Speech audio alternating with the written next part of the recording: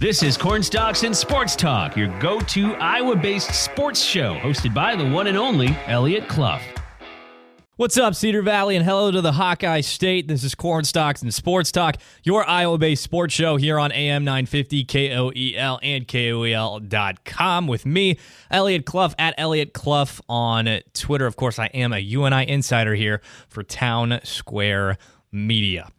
We got a ton of stuff ahead of us on today's show. We got Petrik from the Waterloo Cedar Falls Courier on. He and I are going to be discussing what we took away from UNI Football Media Day earlier this week. And then David Eickholt, Hawkeye Insider for 24/7 Sports, jumps on just before Iowa scrimmages today, and he gives us his lowdown of the Iowa depth chart and more. Before we do that, though, let's start the show once again talking a little bit about the NFL. And I'll tell you why. With preseason starting, I am starving for some football. You can ask my roommate. I've been watching clips of the NFL and college football like mad on YouTube, and I just can't get enough of it. I love the NFL draft, and then seeing how these guys pan out in the league once they get to the NFL is one of my most favorite things about covering sports. I love it. I love the draft, etc., and seeing how these guys develop, whether predictions of them were accurate. And I really delved into this my senior year of college, but anywho, let's get to it. Here are some of my picks, and we'll get into the Iowa part as well. And these are players that I'm watching. And this season, unlike many others, I'm not looking to the quarterback position whatsoever for Rookie of the Year. Not even a little bit. I mean, we got a small sample size of Malik Willis the other night in that Titans versus Ravens preseason football game. But again, it's a small sample size. He looks like he has the tools to be awesome, but he's got Ryan Tannehill in front of him, right? And then you look at Kenny Pickett, who was picked up by the Pittsburgh Steelers. Of course, he stays around where he went to college. He went to Pitt. And I just don't see it. I really don't. I understand why he went in the first round. Like, I'll say that, but I don't see him being a star in the league, whether it's in the future or as a rookie. I might give him the benefit of the doubt when it comes to winning Rookie of the Year, just because he was a fifth-year senior last year. And these guys who have had more experience can step in and, generally speaking, they can produce. It's easier for them to take things on. They're a little bit more mature, and so I get it to a degree. But on one particular website, Vegas Insider, they had him as the favorite to win Rookie of the Year, and I am not with that at all. And one more player that I'll say that I've seen on these lists that I really don't, I wouldn't have them as my choice to win Rookie of the Year or be up there within those top 3 to 5, and that's Trayvon Walker. And for those listening, he was the first overall pick, Jacksonville Jaguars, in the NFL draft this year. I didn't like the pick, first of all. He's got all the physical tools, but when you put him on a football field, is he gonna be Khalil Mack? Is he gonna be any of these great pass rushers we've ever seen? Bruce Smith. Obviously those are different positions, but he has to be that level, that caliber of player. Lawrence Taylor, obviously that's a very high standard to live up to, but you know what I mean. He has to have that look on the football field, and while he has the tools to be that, whether he will be that is a whole nother story. So that's why I would not have him in there. And now I want to get into who my actual choices would be, and there will be some overlap between that and the next thing I'll talk about, and that's where the Iowa State, and UNI football players who were drafted factor in. And so let's just get right into it, and we'll address that when we get there. But my first one is Chris Olave. And I know we talked about the Saints last week, talked about Trevor Penning with Chris Rosvoglu from the Straight Up Saints podcast here on AM 950 KOEL and KOEL.com on Cornstalks and Sports Talk. And I've got a little bit of investment in New Orleans, not only because of Trevor, but because I used to cover the New Orleans Pelicans, so I have a lot of friends down there. And I've seen a lot of clips of Chris Olave on Twitter, and this guy is NFL ready. Let me tell you that right now. I've seen some catches made by him against some of these veteran defensive backs, and he looks like a legit NFL wide receiver, your number one or number two option through the air. I love what I've seen from him, his ability to go up and get it and also be a smooth route runner. I love Chris Olave, but this is also dependent on how much he touches the ball in an offense with Michael Thomas and Alvin Kamara, and of course the health of Jameis Winston after tearing his ACL last year. The second guy I look at is another Ohio State receiver, believe it or not. They both went in the first round, and that's Garrett Wilson, who is with the New York Jets. Of course, they had a freaking awesome rookie class with him and Breece Hall and Jermaine Johnson and Sauce Gardner, and of course we're going to talk about them a little bit more too. But Ohio State wide receivers produce. Like we just know this. Aforementioned Michael Thomas, Terry McLaurin, C.J. Saunders, Curtis Samuel, Paris Campbell when he's healthy, and the difference between Michael Thomas and Terry McLaurin and the rest of these guys is, well, they go up and get it, right? It's not just speed. It's not just route running. They go up and get the football and they make plays. And I see Garrett Wilson and Chris Olave. They're not going to be Michael Thomas right away, right? Or maybe not even at all. Michael Thomas was a phenomenal wide receiver, so we don't want to put that type of pressure on him. But I see similarities with those two and Michael Thomas, and I expect them to produce more than C.J. Saunders, Curtis Samuel, Paris Campbell at least. Terry McLaurin's been great. He's not a Pro Bowler or anything like that, but he's been awesome in his NFL career so far. Going in the third round and being looked at as a guy that's probably like a third option in your starting wide receivers, but he's been awesome. He's been awesome for the Commanders. There's no other way to put it. So I really believe in Garrett Wilson, and then of course Chris Olave in terms of possibly winning the NFL Rookie of the Year award. For Wilson, it's important to see how the other Wilson pans out. Zach Wilson, of course. Was the offseason and his mom's best friend too much? Well, we'll see. And with that said, I mentioned the rest of the Jets rookie class. Sauce Gardner, I really, really like what we saw from him in this last year with Cincinnati. I think he was totally worth where he was selected. He and Derek Stingley are the two best corners in this class. I wouldn't necessarily be shocked if it's Stingley too, just because how important he's going to be and how awful the Texans are going to be. So between these two, I really like their chances. Stingley, of course, his freshman year at LSU was probably maybe not the best corner in the country, but damn, he was up there, man. And I think just what was around him these last years, the spotlight was off of him, and he continued to be good. And I just really, really believe in him, along with Sauce Gardner. And Sauce he's quick, he's longer than Derek Stingley, and he's got the swagger, man. And I really like that. And with all these rookies in New York, they're all going to be heavily relied on to produce because, well, effectively 4 first-round picks, three technically, before effectively with Breece Hall going at the top of the second round. Jermaine Johnson was a great pickup towards the end of the first round, and then, of course, you got Sauce and Garrett Wilson. And I haven't heard a lot, but what I have heard about Zach Wilson in camp hasn't been good, and I think that's a thing with the Jets. You gotta get good stuff around a quarterback for them to be relevant. But let's flip over here to pass rushers heading into this year's NFL season coming up. I don't think that Aiden Hutchinson, who was picked by the Lions toward the top of the first round this season, I don't think his ceiling is as high as some of these other pass rushers like Trayvon Walker, but he might be the most NFL ready out of all of these players. I think you look at a guy like that and you say, yeah, I could see you being effective stopping the run and putting up 8 sacks this season. And depending on how good the rest of the rookie class is on the defensive side of things, maybe he stands out. It's like, you were pretty good. And pretty good's good enough to win Rookie of the Year this season. If these other young pass rushers don't make a sort of leap and use those physical tools and push themselves to the top of the cream of the crop in the NFL, then I could definitely see Aiden Hutchinson stepping up and winning Defensive Rookie of the Year. And then I would look at somebody and say they're not necessarily the complete polar opposite of Aiden Hutchinson, but in some ways he is, and that's Kayvon Thibodeau, the pass rusher from Oregon. He strikes me as...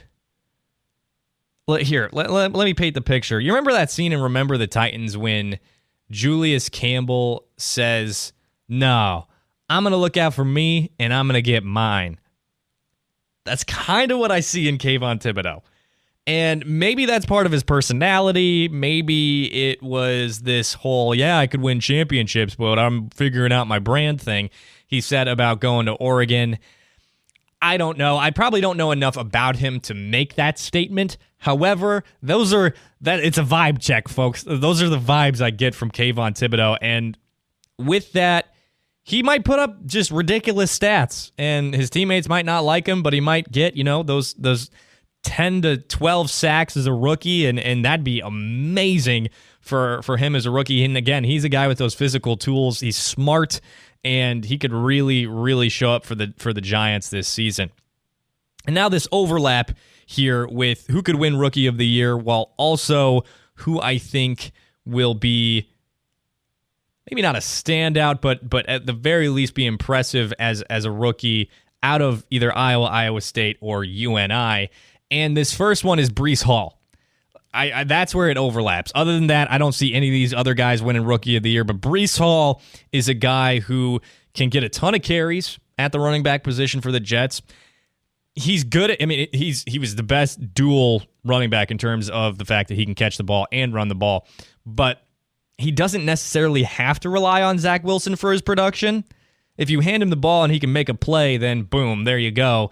And with running backs as rookies, this is when their bodies are still, intact and not completely destroyed. So I could see Breece Hall taking a big load of work as the running back for the Jets and winning Rookie of the Year. I could see that, and I really thought he should have been a first-round pick this year. Fell to the second. Jets got a steal.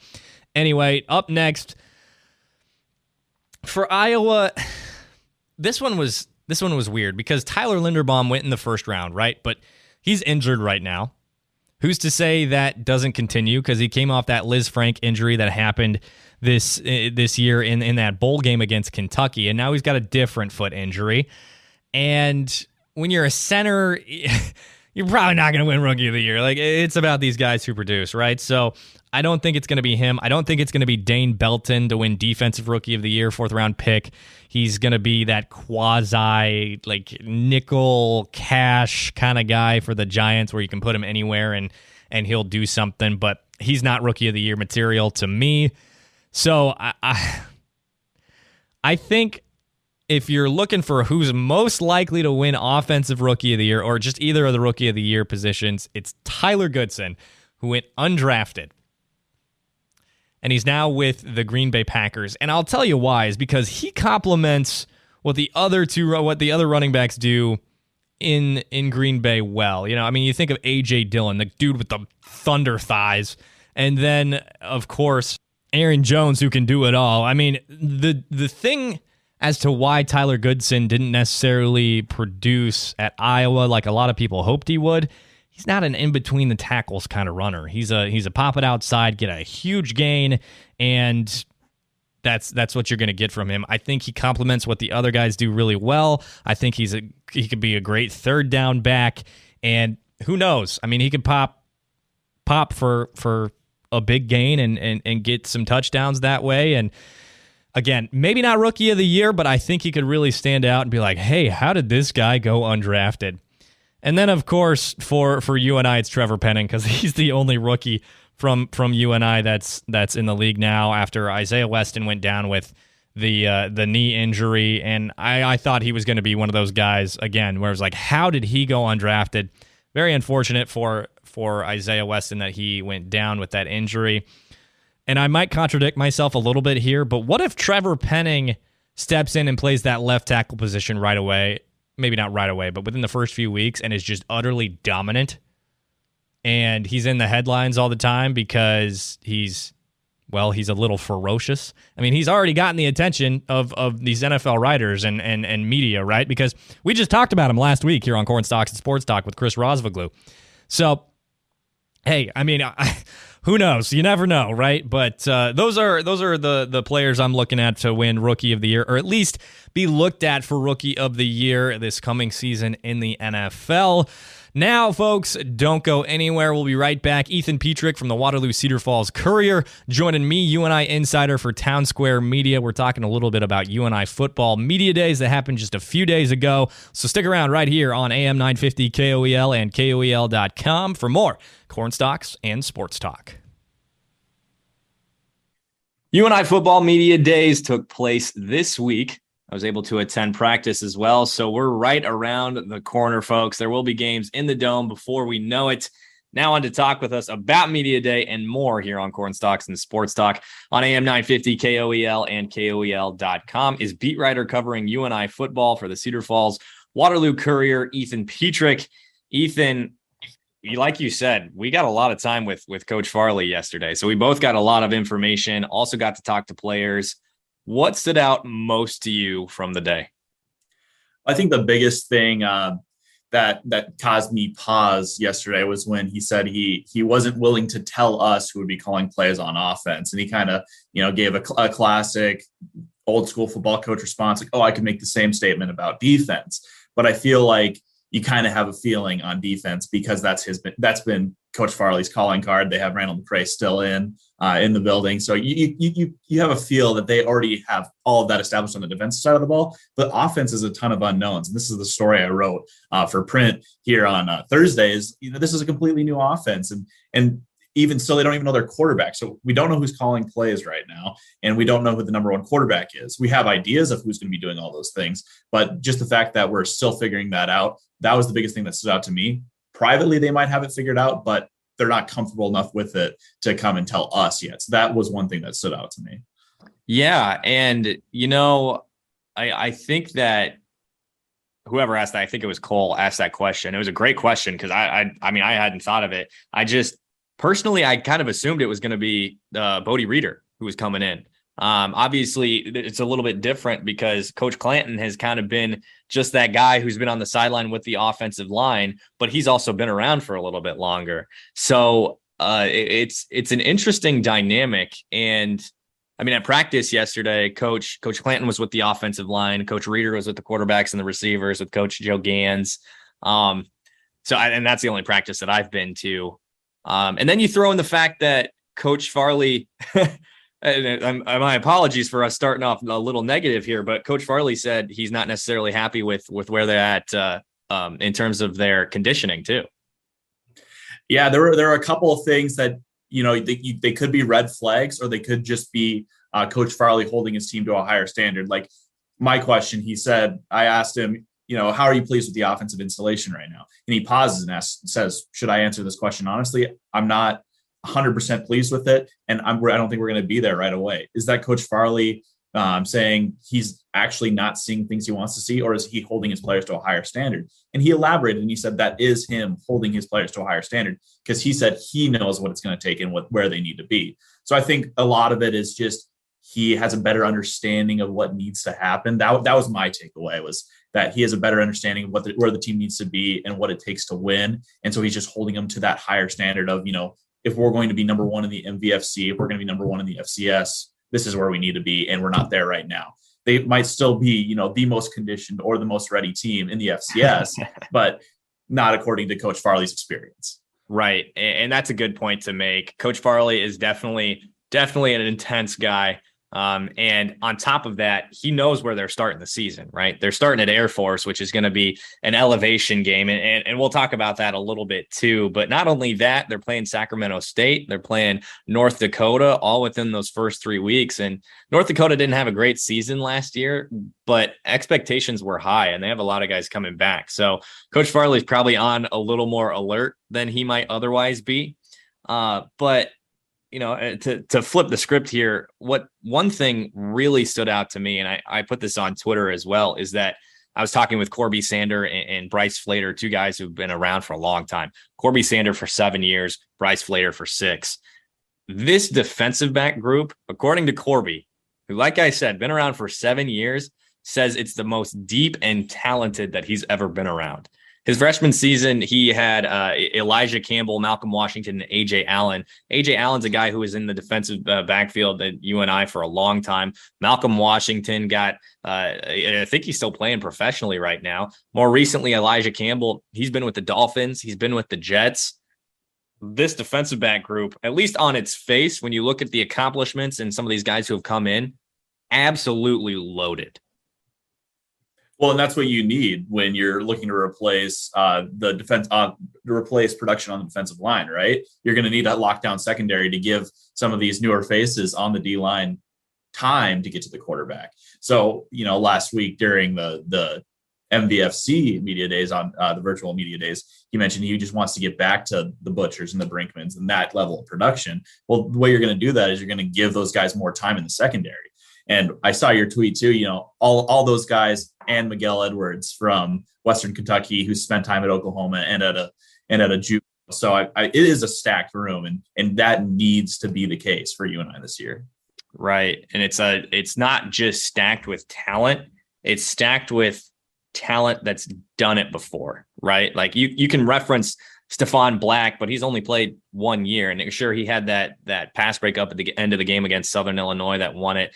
And he's looked really good this year. But then you look at Benny Sapp, who's done it for multiple seasons, Corby Sander, who's done it for multiple seasons. And then you throw in another guy like Woo Governor, who was at Central Michigan before, and now he's here. And then Edwin Dearman, who stepped up in a big way last year against South Dakota State. He's going to be playing that nickel position, which is sort of the hybrid defensive back and linebacker spot where Alfonso Lambert was. I mean, it's really difficult not to get excited about UNI football defensively in general. And then you throw in all this talent and still, you mentioned the defensive line. Caden Hotelling still there. Christian Boyd is back without a broken foot. He's fully healthy. Devin Rice back. And to add to that, though, you don't replace Jared Brickman overnight, right? MVFC Defensive Player of the Year in the SEC of the FCS, the MVFC, which I'm going to try to keep the acronyms to a minimum now. But the defense is loaded. And then Bryce Flater and Spencer Cooverly are in the middle too. Yeah, I mean, it's always tough to replace the defensive player of the year, but I feel confident, after doing the research since getting here in February and doing the media circus that comes with the preseason, fall training camp, all that. I do feel confident that UNI, maybe they're not going to be as dominant or as effective defensively, but it's not going to be a complete drop off, a complete fall off. Even 90% of what they were last year is well within their reach, and that's going to be a solid defense that's capable of stopping the SEC of the FCS offenses. I'm going to trademark that. Yeah, exactly. And last year's defense was legit. It's always a friend of mine. I don't know if you've met him yet, Andy Sy. He does all the photos for us at Town Square. He told me last year it's a championship defense, and it is almost every year at UNI. And replacing Brinkman will be tough, but lots of talent there. And coming in too is Cordarius Bailey from Iowa State. You got Dylan Bowles, who's a transfer from Stanford. So the defense is definitely going to be loaded again. To flip it back to that offense and the quarterback position, there's a ton of talking about the quarterback right now. And we did it a little bit before we started. Again, here with Ethan Petrik from the Waterloo Cedar Falls Courier on Cornstalks and Sports Talk on AM 950 KOEL and KOEL.com. What'd you hear from the players yesterday about incumbent starter Theo Day and backup Matt Morrissey, who's maybe making vying for that starting position too? Well, I mean, it's kind of been the same thing that Coach Farley has told us this entire fall camp, is that, it's a real battle. Both these guys can compete at a high level. They're both showing that they're capable of starting at this level. And that's what I heard from the players yesterday when I would talk to them, is when, one quarterback's in, it goes one way and the next quarterback's in, there's no drop off. And they just each have, I guess, I'm not going to say the same. They don't have the same strengths, but their strengths in one area make up for the weaknesses that the other guy might have. So it's a little bit of two different players, but they both bring a skill set that is very valuable to the team. That's a lot of what I've heard too. And I think generally speaking, fans are assuming it's going to be Theo Day. And I probably fall into that camp too, just because he's the incumbent. But at the same time, I mean, I was telling you before we started, like I said, Matt Morrissey has all the talent in the world. That kid can sling it. And I've heard a little bit about it. I've seen tape. Obviously, the Eastern Washington game isn't the best reference for what he's able to do on the football field. But you look at tape from Trinity Valley, which of course is community college, and then also watch him in practice like we're lucky to. The kid can launch it. And when you've got speed like Dion McShane and also like Quan Hampton, who you referenced in your article, which you should check out on WCFcourier.com. And all those, also these transfers, Peter Udoybach looked great at practice yesterday. And we know about Sam Schnee. So I think Morrissey could really open up the offense, but I also am like, I don't know. I want to throw my hands up in the air and be like, I don't know enough to say anything. What do you make of entering the season? And it's, for those of you who might be unaware, it's a quarterback competition every year going into camp for Coach Farley. This year it's Morrissey and Day. Last year it was Day and McIlvain. The year before that it was McIlvain and Jacob Keller. Year before that, Eli Dunn and Colton Howell. You know, it's every year with this team. So there's been some takes that are like, if you don't have one quarterback, or if you have two quarterbacks, you don't have one quarterback. What do you think about that? Well, I would say to somebody who says that, well, look at last year. Last year, they had two quarterbacks to start the season in McIlvain and Day, and they trotted out McIlvain in the first game. He didn't get it done against Sacramento State, and so Day came in and he lit it up right away in that second half. And that's kind of what Coach Farley got into towards the end of his what's going to go into choosing a QB1 answer is, you know, it's going to come down to who can have the confidence, who can complete the 2-minute drill successfully and get those points. And so it's going to come down to the confidence. And even if they have two quarterbacks right now, that just gives them the ability to switch if one guy doesn't have that confidence or that ability to finish the 2-minute offense. And I mentioned confidence. That's something you got into when we were talking a little bit before we started recording. And that's something that Theo Day said he's got a lot more of this year. He told me yesterday that he's feeling a lot more comfortable in Cedar Falls after having an entire offseason here. And he said he's got a lot of confidence. He also added that having split reps in camp hasn't affected either of their abilities to pick up the playbook. So those are the things you're going to be worried about, right? Is we're putting in a new offense and we're not giving one guy all the chances at the number one spot. Well, according to the quarterbacks themselves, that's not affecting their ability to pick it up.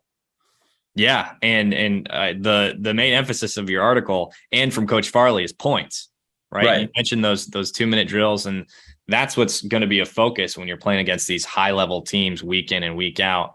And it's an emphasis on points, and I can tell you why. Last year's offense ranked 63rd in the country, 25 points per game, 60th in total offense, 363 yards per game, 65th in first downs, 208 total, 43rd in red zone offense, 83% conversion rate, and 79th in time of possession, 29 minutes per game. So points, offense in general, that's been something that I've referenced in saying it needs a shot of adrenaline. That's the way I've gone about it, and it holds true. And that's what we're going to be looking for this next quarterback. You mentioned that it's a championship level defense. And so what do you need to win a championship with a championship level defense, an offense that can score points and help out that defense? An average offense. Yes. That's what you need. That's what you need to get you there. Defense wins championships. Again, we're talking with Ethan Petrik from the Cedar Falls Waterloo Courier here on Corn Stalks and Sports Talk on AM 950 KOEL and KOEL.com. Mentioned the elevation. I want to hit that quick. The team's only going to be there for 24 hours. Going to be there Friday into Saturday. It's not like you can simulate that elevation. And unfortunately, that's just the way it is. Should that make fans of the Panthers nervous heading out to Colorado Springs? I mean, you're already going to be nervous because it's an FBS versus FCS game, right? You're playing up. So it's already going to be tough. Coach Farley pointed it out too. This is one of the best Air Force, I guess, recent history of Air Force. This is some of the best football that they've been playing over the last 2 years, with only 5 losses combined between the 2 years. So they're playing some of their best football in the history of the program. It's in their home building. It's at elevation, and you're playing up a level. I mean, I think you should be nervous, but at the end of the day, you should be nervous going into every game because you do play in the SEC of the FCS, right, Elliot? Yes. Yeah. So, and on top of that, like you mentioned, I think he said Air Force had only lost 5 games in the last 2 years. So they're a good football team. Last thing that I want to ask you, Ethan, before we let you go, this is your first full year doing the football beat at the Courier. What are you most excited about when it comes to covering this team and seeing them play? Well, I mean, you come in, you hear about the defense. I come from Nebraska, where we haven't always played the best defense. So I'm looking for a solid, dependable week in, week out team that can just shut down an opposing offense. So that's the biggest thing that I'm looking at. I'm also excited. I hate to bring up Nebraska again, but the kicking game has not been good in Lincoln for the last couple of years. Matthew Cook, one of the best kickers in FCS. So I'm excited to see that. And just, college football is my favorite sport. So just to be able to go and experience it week in, week out is going to be a blast. So those are the 3 things I'm most excited for, I guess. He is Ethan Petrik at Ethan_Petrik on Twitter. Go give him a follow. We're going to keep up with the Panthers, and we're definitely going to be talking Panther football as the season progresses, Panther basketball as well. Ethan, thanks again for hopping on, man. Thank you for having me. All right, folks, don't go anywhere. We got that third segment of Corn Stalks and Sports Talk coming up here on AM 950, KOEL, and KOEL.com. David Eickholt from 24/7 Sports. He's a Hawkeye Insider there. He's joining us to talk the Iowa depth chart and more coming up in just a few. So stay right here on AM 950, KOEL, and KOEL.com for more Corn Stalks and Sports Talk. And we're back talking Iowa football with who else but David Eickholt from 24/7 Sports on this Saturday morning on Corn Stalks and Sports Talk on AM 950, KOEL, and KOEL.com.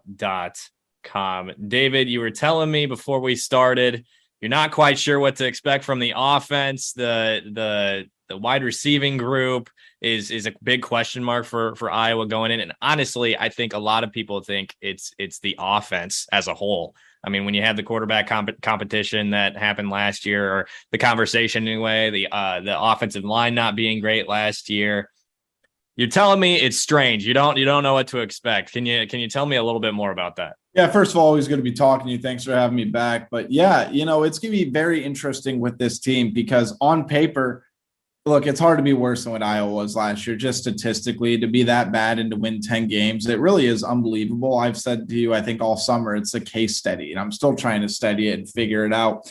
But you look at the talent they have on paper. I think they are worried about the depth at wide receiver. But at the same time, I think they're very, very confident in the top 3. Arlen Bruce, I think, could be in for a breakout year. I think if Nico Reganey can get back to who he used to be, I think he could be a very good stabilizing force. And Keegan Johnson is going to be a big piece of this offense as well. Then they have Sam Laporta, who I think is probably a 3rd or 4th best tight end in the country. Can't put him above the Georgia guys right now. Can't put him above Michael Mayer from Notre Dame. He's tremendous as well. I think the offensive line is going to be better.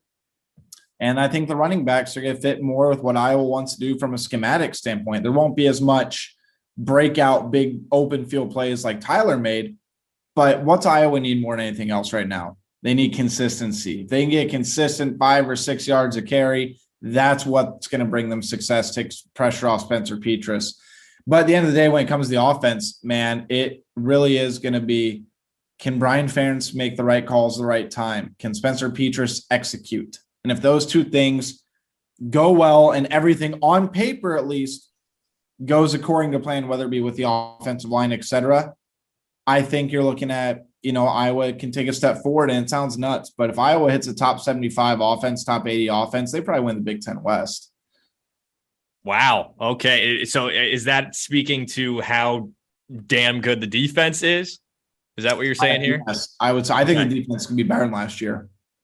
Really? Yeah, I do. I think this could arguably be Kirk Ferentz's best defense in his Iowa coaching career. Okay, yeah. Give me more. I need to hear more, David. Tell me. So let's dive into it, right? So obviously Iowa linebacker Jack Campbell, I think, is a 1st round NFL draft pick. I will fight anybody on that. 6'5", 247 pounder, great tackler, knows the game, and his sideline to sideline speed at that size is ridiculous. And I don't think people have come around to that yet. They have Riley Moss back for another year, which is so big. I didn't think he was coming back. I think a lot of people didn't think he was coming back. And yeah, Iowa loses Matt Hankins, Jack Kerner, Dane Belton. But man, the guys they got waiting in the wings, these aren't young players that haven't played. I mean, you got Terry Roberts, Cooper DeJean, I think could be a big breakout guy. Jamari Harris. I mean, 11 different Iowa players had interceptions last year, despite having 25. So, I mean, this is a very deep secondary. I think Kayvon Merriweather's in for an all Big Ten conference caliber season. And then you have Xavier Wampa. And I'm very curious what Iowa does with him because they've never had a guy with that sort of notoriety coming into the program. And that's just athletic skill set. Combine that with Phil Parker. But I think the biggest difference is as outstanding as Iowa's secondary was last year, and they were outstanding. Iowa's defensive line was not elite last year in terms of rushing the quarterback. But what made them so good was they were so gap sound and they were so fundamentally sound. And for a group that young, they return everybody but Zach Van Valkenburg. And to have that sort of gap soundness and to have guys with another year of experience, I think Lucas Van Ness is going to have a season where he might potentially have to look at going the next level. I think he's that good. They call him Hercules for a reason on campus. I think he should have been on Bruce Feldman's top 50 freaks list because he is that good. But I think the D-line is going to be better. I think you have reliability at linebacker. And the secondary, there's enough veteran guys who have played a lot of time where this could be a very, very dangerous Iowa defense. So you bring up some of those young guys, Cooper DeJean, Xavier Nwankpa. Are you expecting Nwankpa to get significant snaps as a freshman this season? Absolutely. I just don't see how you keep him off the field. I think the big thing is Quinn Schulte is going to make it very tough to wrap that other safety spot from him because Schulte's done very, very well in offseason workouts. He showed what he could do last year, had an interception last year. That's a guy who's worked his tail off. And Iowa walk-ons at safety, Iowa's had some pretty good success over the years with those guys. And I love Wampa at potentially cash, but you can't move Cooper DeJean from there. You can't, because I think Cooper is turning into one of the most all-around versatile football players on the team, one of the best ones. They talked about him at snapper. They've talked about him at returner. He ran scout team wide receiver last year at times. I mean, he's done about everything. So I think Wampa is good enough where you can't just put him on special teams. I think at some point you just take the upside with him. You throw him on the field because people forget how bad Desmond King was his freshman year, and they kept him out there. Then look what Desmond King returned to. I don't expect Wampa to struggle like that. He's put on 18 pounds since he got to campus in spring. This is a guy who's legit 6'2.5", 217 now, runs like the wind. And Phil Parker's defense, man, 89 interceptions since the start of the 2017 season. You got that kind of production. And I think Wampa could be in line could go down as one of the greats if he keeps up the trajectory and lives up to his hype. And so DeJean, you say you can't move him really from that cash position. Has he really solidified himself, especially in camp now?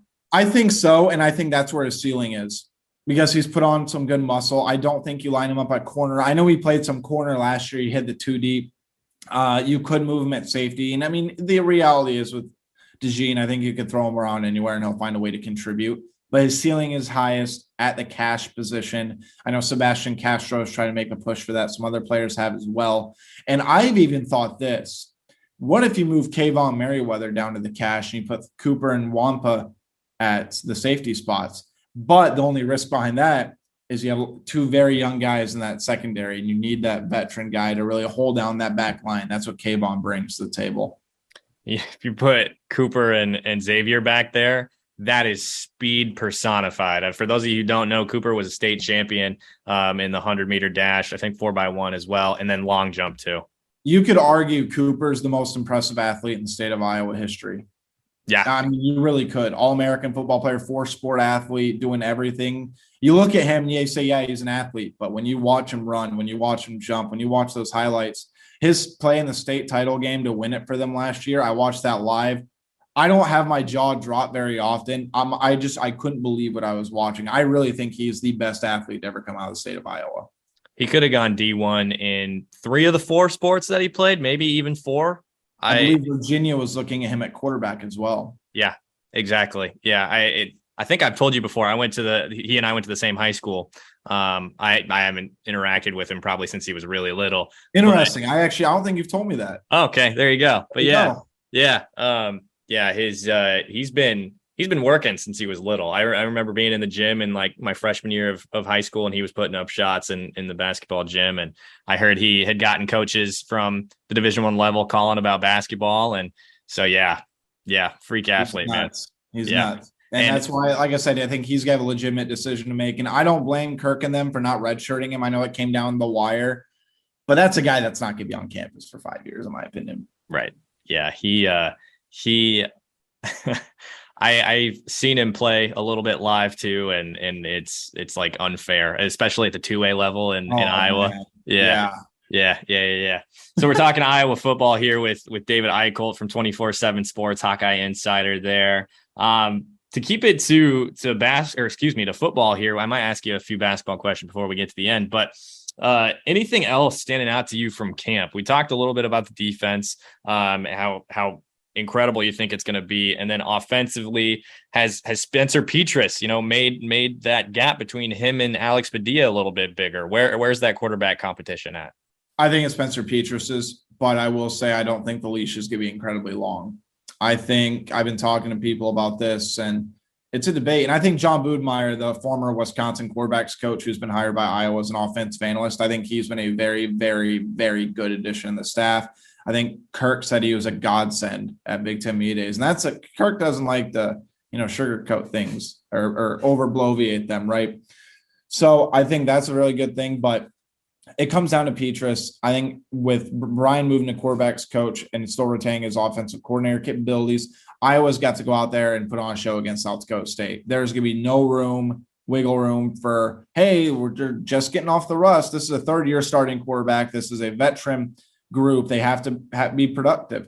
And I think if he struggles against South Dakota State, they win. If they lose against Iowa State, in my opinion, to pull him, you put in Alex Padilla. Because the next week, differences too as well. Alex Padilla has started games. He's won games. And I like about Alex Padilla is he takes more deep shots down the field. Petris, I think people are getting tired of these check down passes. Now, I'm not saying that's the wrong read or whatnot, but at some point you got to trust your receivers, go make a play. And obviously Iowa in the third week, they'll be playing against Nevada, who's going to be one of the worst teams in Division I. They're playing under the lights in Kinnick. What better way to get your backup quarterback some significant snaps? But the flip side of it is, could Iowa be like, all right, we're going to give Spencer Petris one more week to get it right under the lights in Kinnick? And they very well could. But let's say Iowa wins, but he struggles. Do you really want to throw in your backup quarterback on the road in your Big Ten opener against Rutgers? Because Rutgers isn't a pushover anymore. I have a lot of respect for what Schiano's trying to do there in that division. It's incredibly tough. So I don't envy the decisions that Brian and Phil and Kirk and all those guys will have to make. I really don't, because I think there's a lot of different things you could do with this group. I think the group is very uniquely crafted, and that's what makes this team very just interesting going into the season. One thing in regards to Brian taking over the quarterback coach's role as well as OC, I don't know if you remember me quote tweeting something that Kirk Ferentz said about Brian. It was like an Anchorman quote. He said, "I don't believe you." He said something about Brian doing really well with the offense. What are your thoughts on that, man? I think that's the general consensus of people are just like, how you have to show me. You have to show me. And that's completely valid. But at the same time, Kirk and those guys are always going to back up their staff and their players. And that's exactly what they should do. And I've always rebelled people with this. Brian Ferentz knows football. He is a football genius. He understands the game at an insanely high level that I may never understand, or 99% of people will not understand it. Does that mean he makes the best calls? Probably not. But there's so much pressure on him, and it's to the point now where he can have all the accolades behind the scenes. He can get Bill Belichick to praise him. He can have everything else. But what's going to be judged is the product on the field, and people need to see that drastic improvement. And I can't blame anybody for waiting to see what happens, because that's exactly what they should do. They should not buy in the offseason hype. I'm saying this as a media member because I'm the one who has to write about it, and I've written about it. Do I think they're going to be better? Yes. Are they going to be world head and shoulders better? I don't know. I don't think so. I would not bet on it. But if there's not a significant step forward, I think Kirk's going to be faced with one of his most difficult decisions in his Iowa tenure, because at some point, if Brian's last name is not Ferentz and you look at him blind numbers wise, does he keep his job? And that's a tough question to ask, especially for me covering the team, because I have a lot of respect for Brian, his football knowledge, and people around him who've given him great endorsements. But it's the fair question to ask. And until he takes a step forward on the field and Iowa continues to produce, third-year starting quarterback, fresh off 10-win season, one of the best defenses in the country, one of the most reliable special teams in the country, coach under LeVar Woods, who I've said time and time again could be the next head coach at Iowa once Kirk decides to call it a career. You got to make the offense better, because if the divisions were to stay and Iowa took a step forward while retaining the other two, aspects of the game, that's a team that's expected to win the Big Ten West every single season, even over Wisconsin. Again, we're talking with David Eickholt from 24/7 Sports and Hawkeye Insider here on Cornstalks and Sports Talk on AM 950 KOEL and KOEL.com. You mentioned this South Dakota State quickly. I got to say, they're coming in number 2 in the FCS. That is a team that cannot be overlooked. I don't know why they keep freaking scheduling those guys. Like, do they not learn from North Dakota State? It's the same logic when it comes to basketball. Look, I know you're a UNI guy. I have a lot of respect for that. But, I mean, I'm sure you've seen my takes about Iowa having to play UNI, or, being forced to play UNI by people in state or try to. There's no point to it, especially traveling to UNI. It does nothing for Iowa, and that's who Iowa needs to worry about. So why is Iowa bringing in these North Dakota States and South Dakota States? It does nothing for them whatsoever. And it's almost gotten to the point now where Iowa State's in that same category. It really is, because Iowa continues to win. And, I've said time and time again, too, I'd love for Iowa to cut ties with Iowa State and schedule Notre Dame. I think a lot of people would as well, for not as a yearly rivalry, but just sort of to juice it up a little bit. And I think that game would make sense on a lot of levels. But, I also called 2 months ago, that Notre Dame might be next to join the Big Ten. And it would not surprise me whatsoever if that were still to be the case, especially with this new media rights deal that's coming into fruition. But yeah, man, I don't know why they keep scheduling these top FCS programs. It does absolutely nothing for them. It's just, there's no words for it. It just doesn't make sense. It really doesn't. I'll tell you what, the UNI stuff, that's a conversation for another day. But last thing I want to address, because we wrote about it a little bit on the KOEL website, Price Sanford committing to Iowa basketball. That 2023 class and then 2024 class is already looking awesome for Fran McCaffrey. Yeah, I think this is where, I think a couple things that contribute to that. Yeah, look, Price Sanford, his brother Peyton, plays for Iowa. It was never a done deal. I mean, we reported on our site, Texas really wanted to get him on campus for an official visit. Wisconsin was looking at him. Gonzaga and Virginia were both keeping their distance on him and really liking him. And Price is one of the most efficient basketball players in the country. He's not a guy that's going to blow you away athletically, but he understands his game. He has the tools, and he's just beyond efficient. And in a Fran McCaffrey system, it makes a lot of sense. And they personalized the recruitment for Price Sanford, which it didn't make it all about Peyton. They made it about him, which is something he really liked, because you've watched enough Price Sanford. That's a guy who's an alpha, and he doesn't like taking a backseat to anybody, especially, when it comes to sibling rivalries. But like you said, Iowa's in contention for two top targets, both high 4-star guys, JP Estrella, TJ Power, that they're looking to add as well. Iowa's number 15 in the 2023 class by 24/7 Sports. And obviously they got Cooper Koch in that 2024 class, who's a legit top 45 talent. And dudes recruit dudes.